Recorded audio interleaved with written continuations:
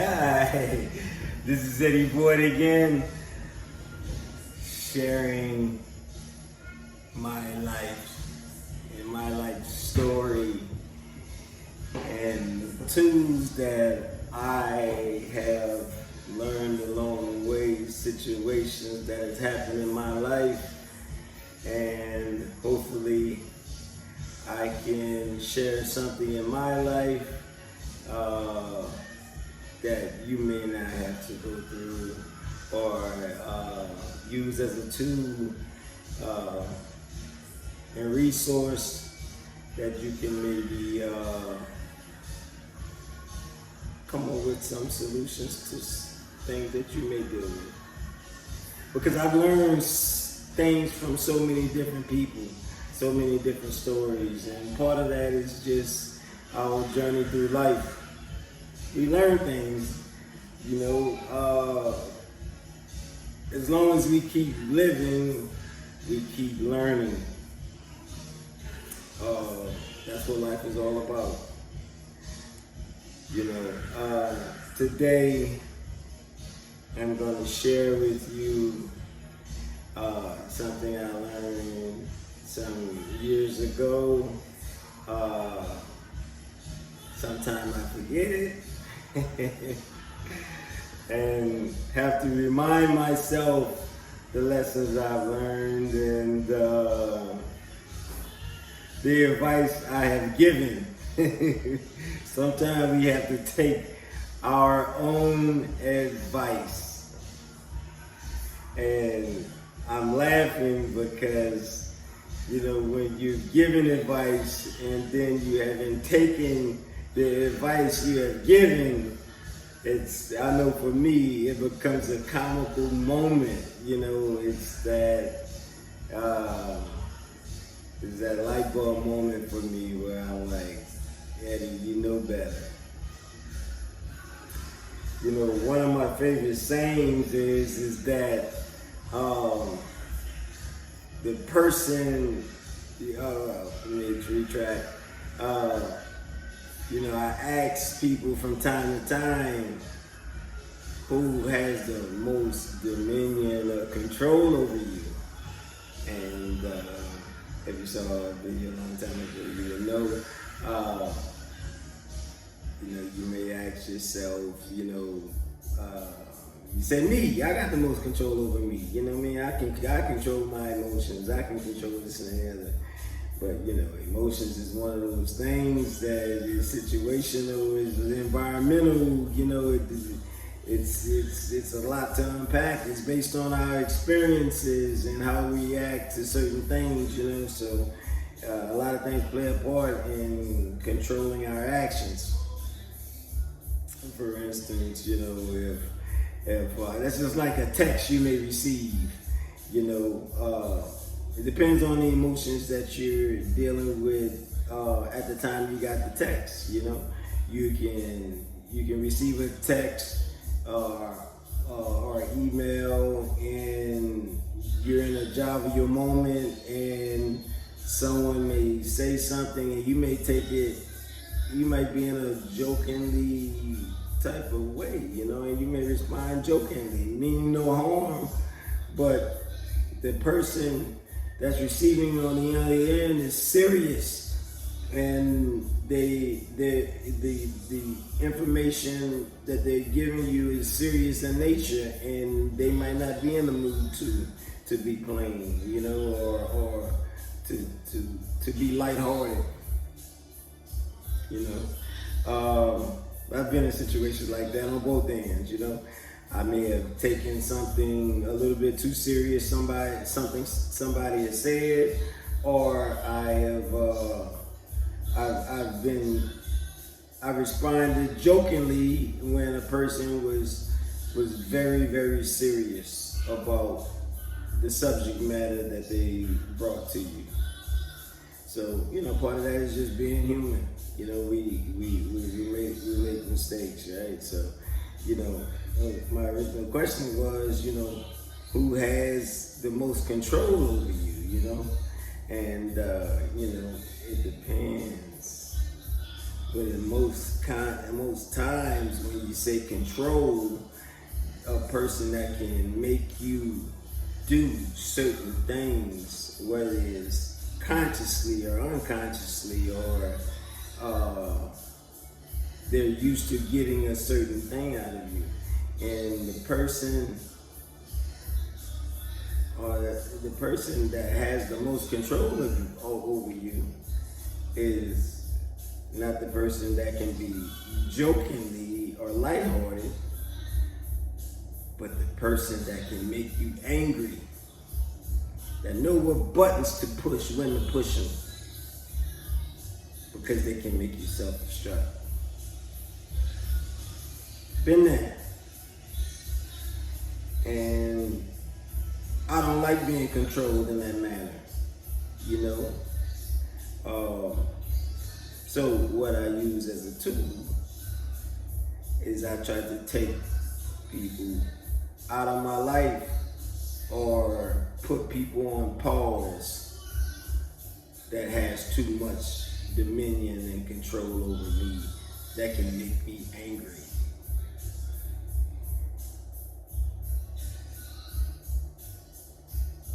And this lesson is kind of needed in my life right now, you know. I'm human, you know, and sometimes we try to portray that, you know, we are harder than we really are. You know, we can handle any type of situation; it won't affect us, and this and that.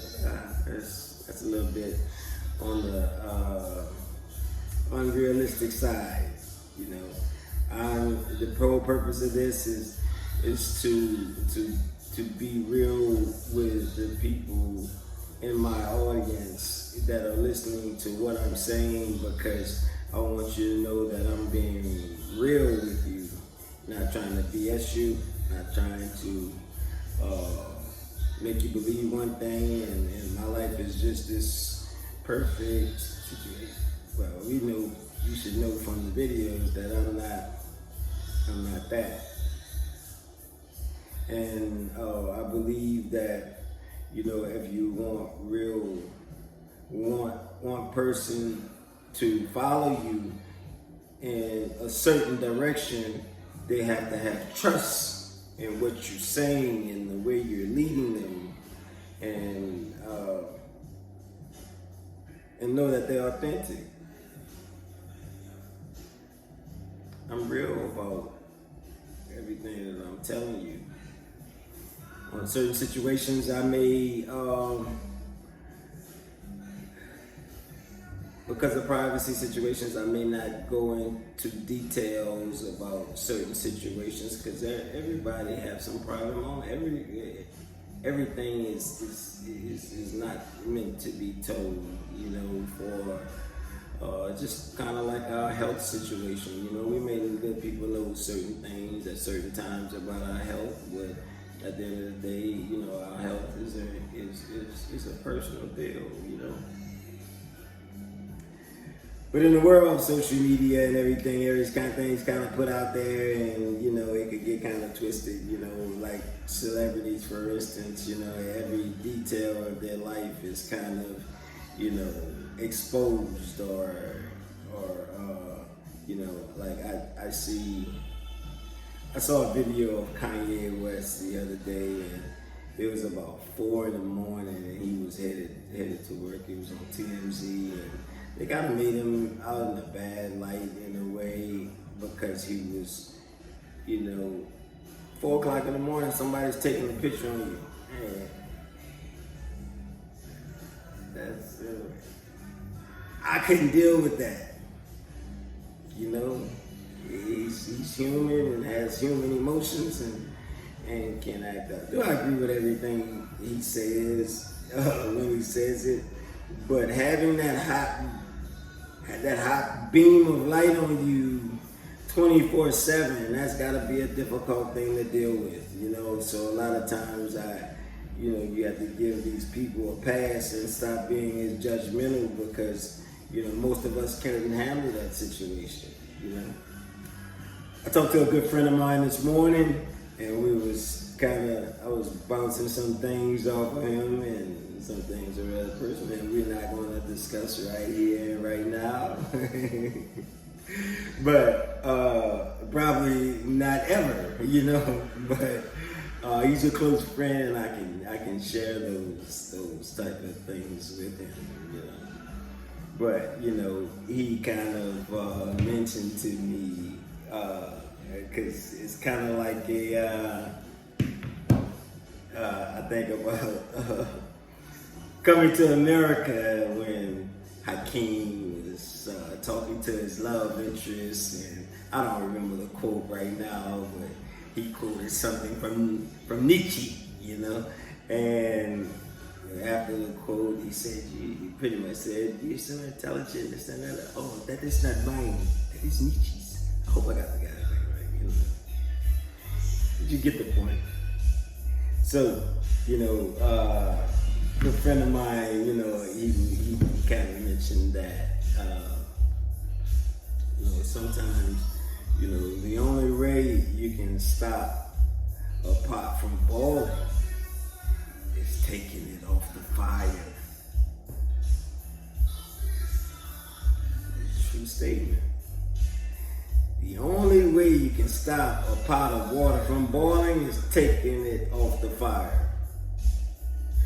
Sometimes in my life, I didn't take it off the fire when I was supposed to take it off the fire if I wanted to stop boiling.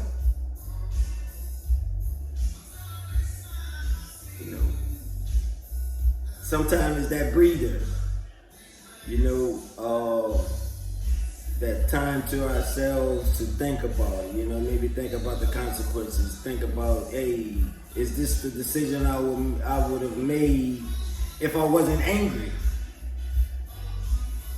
Because a lot of times we make a decision when we're angry, or in a moment of passion. We can make some of the same mistakes. Sometimes love can blind us into doing things that we probably shouldn't do. I was in the car business for many years, and sometimes people need a cosigner, but that's business, right? In my personal life, I tell people 2 things that you shouldn't share, and one of which is your credit. Because, in the heat of the moment, people will make all kind of promises for the future and say they're gonna do this, they're gonna do that, but their track record and the reason why they need a cosigner is because they haven't lived up to those obligations in the past. So why all of a sudden they're gonna make the right decisions now? And then the person that does the co-signing has to live with that, because usually they have the better credit. Sometimes it doesn't necessarily have to have the better credit. It could bring strength to the credit application by bringing income. I've seen situations where the person that's co-signing or co-buying has worse credit than the person that's actually trying to get the car, but the person that's trying to get the car doesn't have the income in order to be sufficient. Now if you're in a lifelong committed relationship, you're married and this and the other, hey, it might be that situation where you want to do something like that. We co-buy and co-purchase houses all the time, but just co-buying or co-signing for someone that gives us a car and said, oh, out of the clear blue, hey, can you co-buy for me to buy this car? And we feel pressured. And when we probably should say no, we say yes. And then be upset about the decision that we made. Sometimes you gotta take accountability. You know, maybe hurting their feelings in the moment is not allowing yourself to have the grief and regret that you did something for somebody and they didn't hold their end of the bargain. You know, been there. I plan to never be in that situation again. You know, sometimes it's better to give a person money for a down payment than to co-sign for them. You know, but that's just the lessons I've learned in business. And if there's a situation, because I've been talking about car layers, and they just what I did for a living, so I can kind of relate things to that, you know.